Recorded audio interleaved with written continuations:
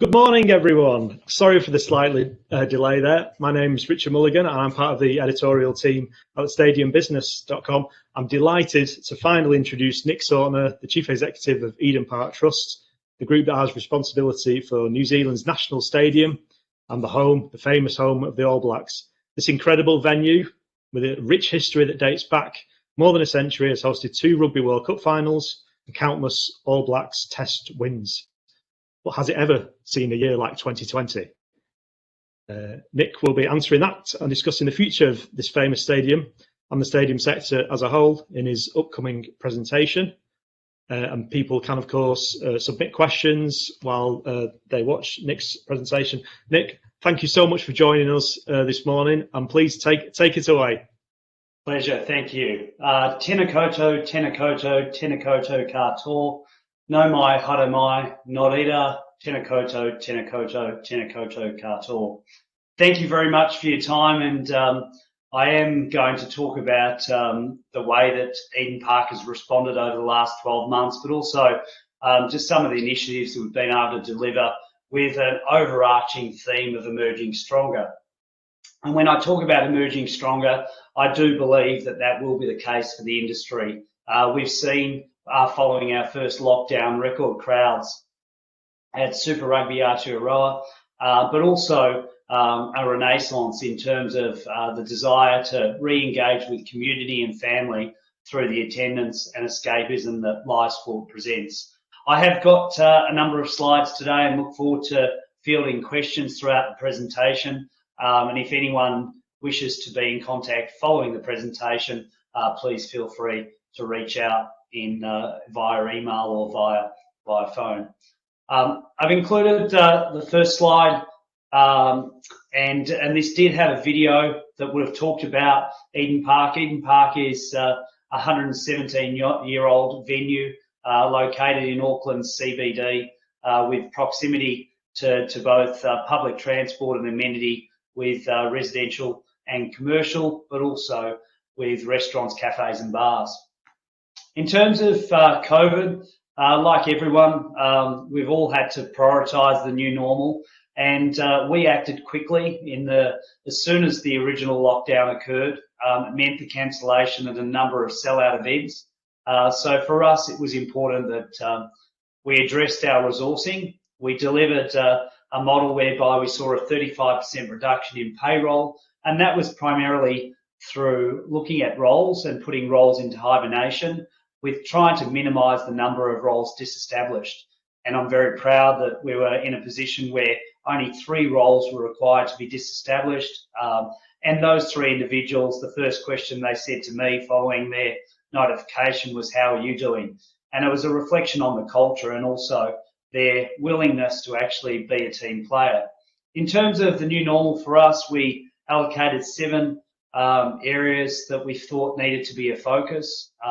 Those areas included showing, I think, empathy and also, from our perspective, ensuring that when we were having meetings, I think everyone after weeks or indeed months of Zoom felt that there needed to be a focus and an effective delivery of meetings.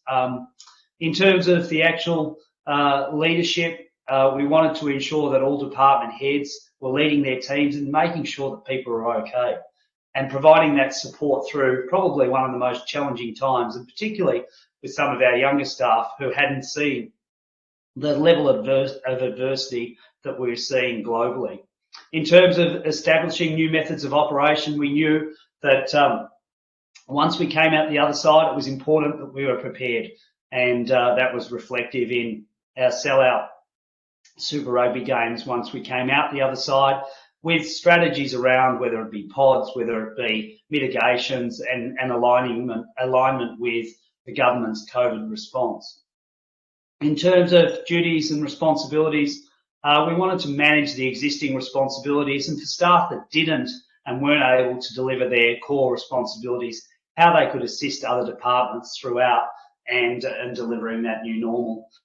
In terms of innovation, I'll talk today to some of the innovation we delivered and some of the successes, and I do believe the industry, as I mentioned, will emerge stronger with those types of initiatives, and then the plan for the future.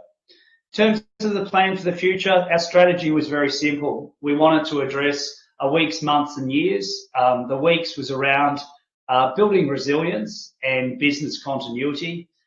In terms of the months, was around delivering that new normal and looking at the ongoing health implications and restrictions on our operations and seeing how we could innovate to deliver new productivity whilst ensuring the well-being of our employees, the players, but also our patrons. And then for the future years, with 3 Women's World Cups over the next 3 years, it was important we were in a position where we could deliver those.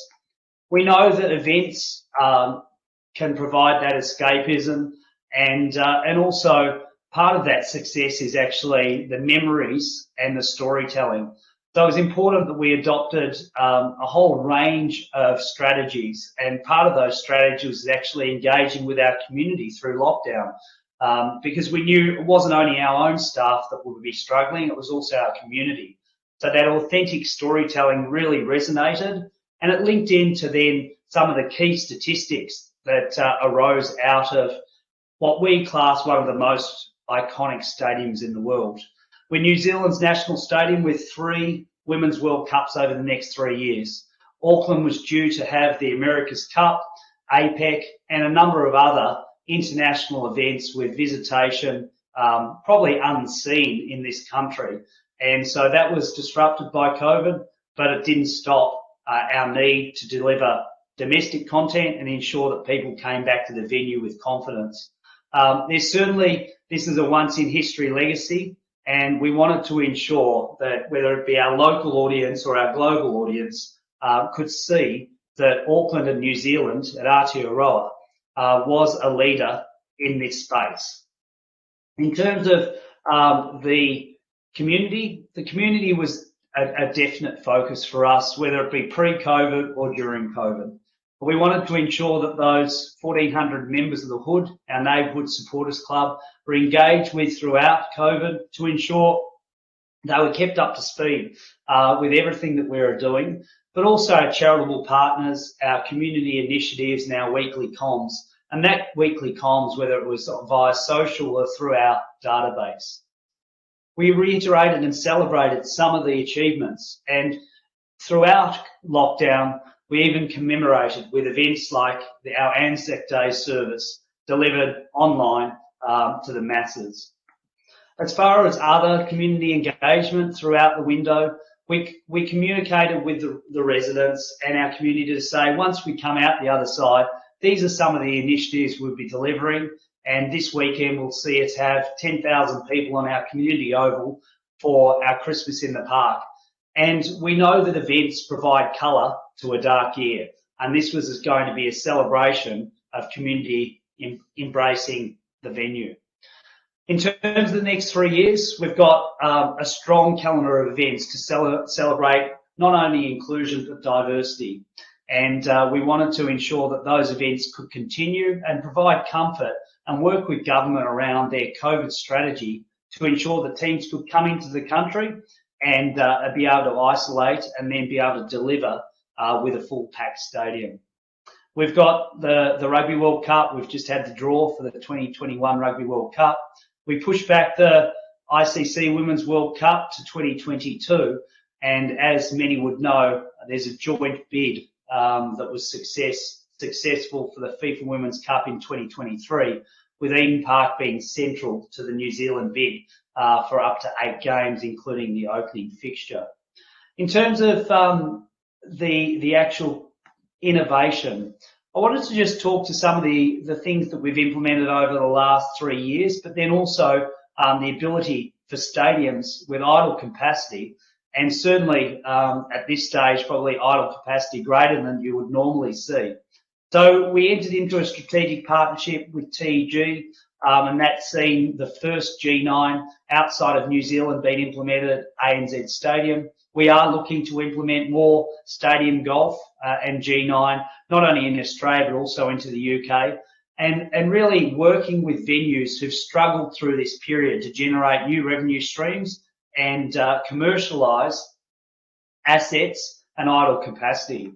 Our work suites, we've now got over 16 companies utilising their corporate suite as a work suite.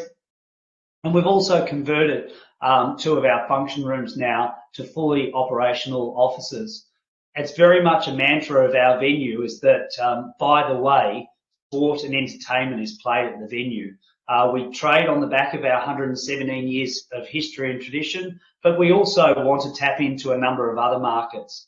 As many of you be aware from previous years, we've been in a situation where our stadium glamping was fortunate enough to win last year's Innovation Award at the Stadium Business Summit.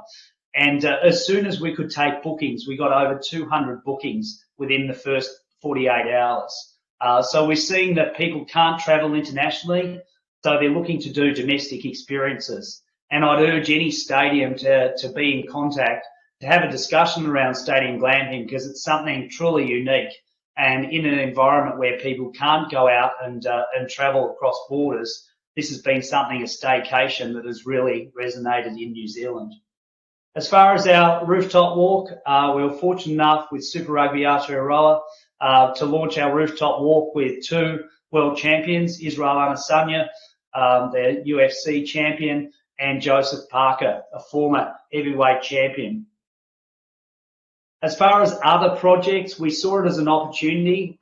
When under the alert levels we were permitted, we're in a circumstance where we could implement new technology and infrastructure during the downturn in the event calendar. So under the various levels, there are various essential services that we're able to continue, or work streams to continue. So we're able to install, thanks to our partnership with Samsung, approximately 42 metre by 11 metre LED screen at our eastern end. And that's been a game changer. We launched it on the weekend for the first cricket fixture, and for the fan experience, it's something unseen in New Zealand. And we actually were able to deliver that during the COVID lockdown period and post. As far as other community initiatives we've looked to do, everyone has idle capacity, and we've partnered with a group called the Cookie Project. In New Zealand, 1 in 4 Kiwis have a disability, and only 22% of those individuals have meaningful employment. So through a partnership with the Cookie Project, one of our kitchens has been able to be utilised by up to 16 young men and women with a mental or physical disability on a daily basis. So that idle capacity in our kitchens has generated not only goodwill for the venue, but also has generated new revenue streams for some of those areas that historically are used only on a limited occasion.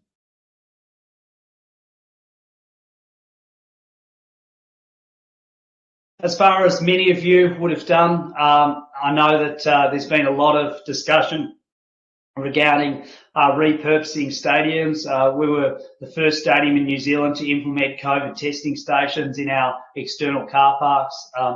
One of the things that New Zealand talks about, and the Prime Minister, is around the team of 5 million and going early and being able to address the community transmission so that we were able to reopen early. And part of that strategy was getting Eden Park on board, but then a number of other public facilities for utilisation.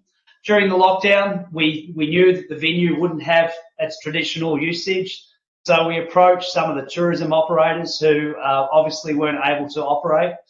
So we found ourselves around, whether it be Lime Scooters, we'd already had a relationship with them, but we stored over 5,000 Lime Scooters within our Undercroft area. We were working with the tourism sector to store camper vans within our car parks, and even some of the golf courses. We had at one stage over 35 golf buggies stored at our facility. So for us, it was around looking at non-traditional ways to utilise the venue, but also implementing, I suppose, a different lens on how we could keep our workforce engaged, knowing that coming out the other side, we would need an engaged workforce to be able to deliver outcomes.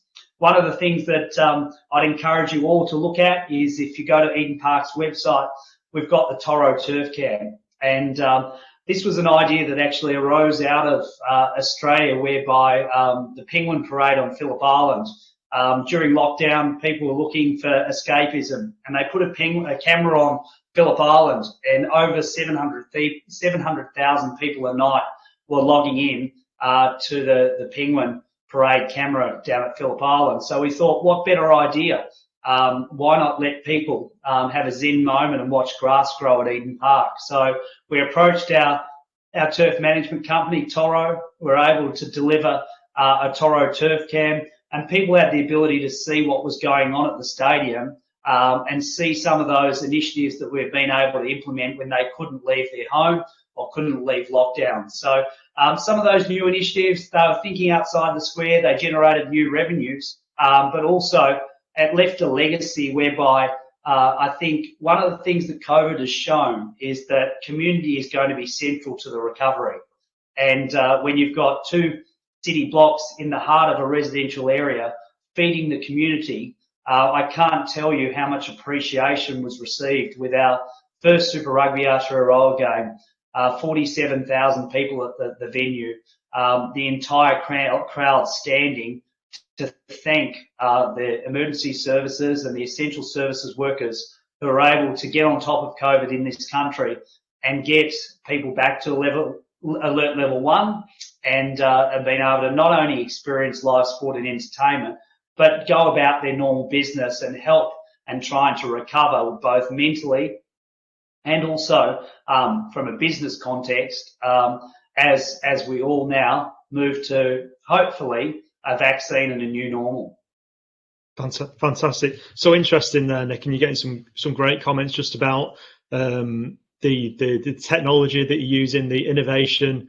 I think everyone will be quite blown away by the stadium glamping. That looks quite something, and we really need that over in the UK. Maybe when it's a little bit warmer. I was just wondering, have you got any kind of figures in mind in terms of the split between the more traditional revenues that you've raised at the stadium and the kind of new things that you're trying to bring on board? Yeah, so it's interesting. So one of the things that we've found is that our members and particularly those who've been with us a number of years have said, we've made a contribution. We understand that it's a challenging time for you, and we want you to be able to come out the other side. One of the toughest things for our team was we had 2 sellout fixtures, a Crusaders fixture against the Blues and a North v South All Blacks trial game. 47,000 tickets sold, over $1 million of gross receipts for the first fixture and close to $4 million for the second. And we had 2 community cases in South Auckland, and we closed down the city and we had to refund those 2 fixtures. And that was probably the most challenging thing for our team because we'd gone through the first lockdown. We felt as a country we'd been able to work together to eliminate COVID in the country, and then likely to be through a border breach. We then were back into a lockdown. And so the traditional revenues haven't really been compromised. What we've done is work with our members to say we'll give additional value. So we extended their memberships to some extra cricket content, and there'll be a replacement fixture in early February next year. Our icon partners, the likes of Samsung, Kia, Qatar Airways, AA Insurance, ASB, they've been phenomenal. They've understood that there needed to be support for the community, and as many of you may have read, ASB, our banking partner for over 117 years, we did a promotion with them. We've never intended to sell the naming rights to Eden Park, but they purchased the naming rights to this iconic stadium for a week, and then they gifted that to a Kaikoura, a South Island fish and chip shop for the week. Now, that company had been decimated. I'm sorry, Nick, we're going to have to leave it there because time has got away from us, which is such a shame because there's so many things that we could talk about. Eden Park looks absolutely phenomenal. It's going to be great to have all those people back in there. Thank you so much for joining us today. Many thanks. We're going to have to hand back to Mark in the studio now. Thank you very much, Nick. Thanks a lot.